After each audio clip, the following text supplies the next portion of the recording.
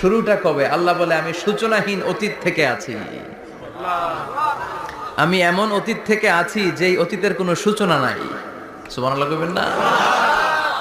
আবার আমি সীমাহীন ভবিষ্যৎ পর্যন্ত থাকবো। সুবহানাল্লাহ পড়েন।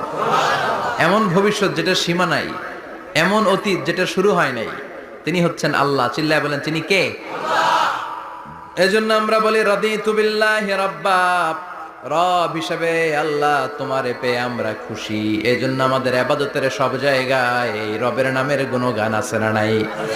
আমরা যখন রুকুতে যাই আমরা পড়ি সুবহানা রাব্বিয়াল, আবার যখন আমরা সিজদায় যাই আমরা পড়ি সুবহানা রাব্বিয়াল আ'লা। রুকুতে গেলে সুবহানা রাব্বিয়াল আযীম, আবার যখন সিজদায় যাই তখন আমরা পড়ি সুবহানা রাব্বিয়াল আ'লা। আবার কবরের জীবন যখন আমরা শুরু করে দিব, কবরের প্রথম প্রশ্ন হবে